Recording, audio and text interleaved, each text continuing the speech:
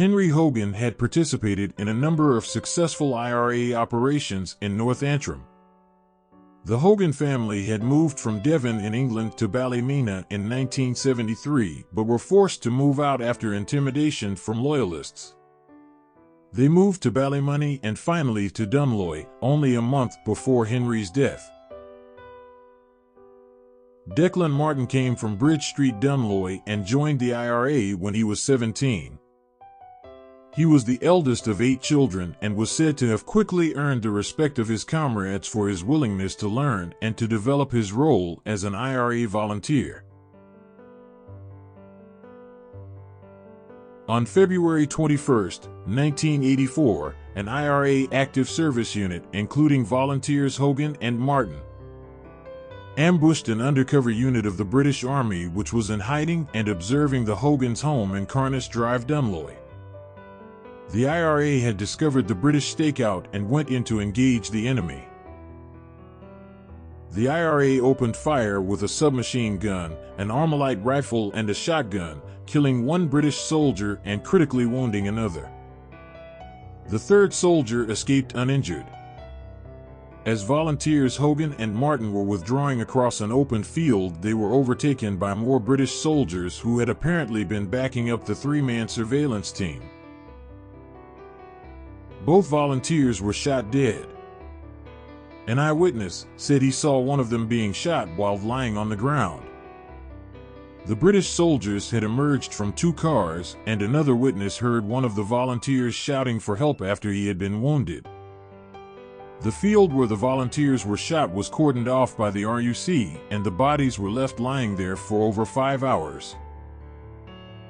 It was reported at the time that the British soldier who had died in the ambush had been involved in the shooting of IRA volunteers Charles Maguire and George McBrearty in Derry in May 1981. Violent scuffles erupted at the family home of volunteer Henry Hogan as his coffin was about to be carried to the church in the Republican village of Dunloy. The RUC tried to remove the Irish flag draping the coffin. They were stopped by more than 200 mourners who surrounded the house with arms linked. Volunteer Declan Martin was laid to rest later that same day. Speak with pride the names of Martin and Hogan,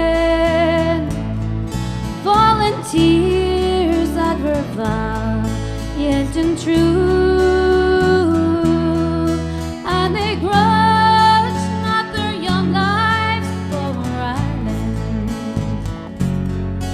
It was proudly we bade them adieu. In their youth, how they longed for freedom, spared on by the taunts of the foe, and they vowed that they would not bow down before them. In the footsteps of youth they would go. Weep not for our passing gallant comrades, but fight on for this land where we died, that the green flag that we so dearly cherish with high o'er the hills round Dunloy. It was on a mild February evening, Henry Hogan in full battle dress set out with the gallant Declan Martin to engage with the foul SAS. And England's pride on that evening was humble.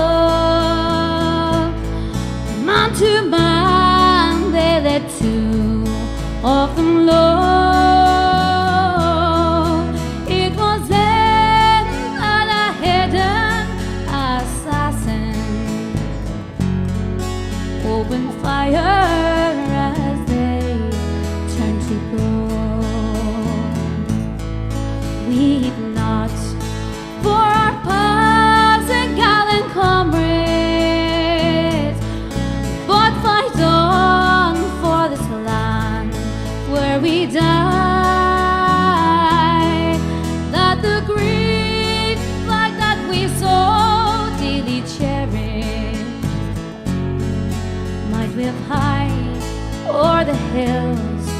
round Dunloy, as they lie on the ground, their blood flowing. Without mercy, they're shot in the chest. So farewell to our gallant sons of Ireland. Mother Erin, they sleep at your breast. Weep not, for our past and gallant comrades, but fight on for this land where we died,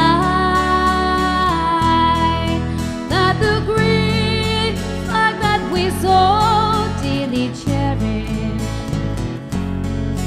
might wave high o'er the hills round Dunloy, might wave high o'er the hills round Dunloy.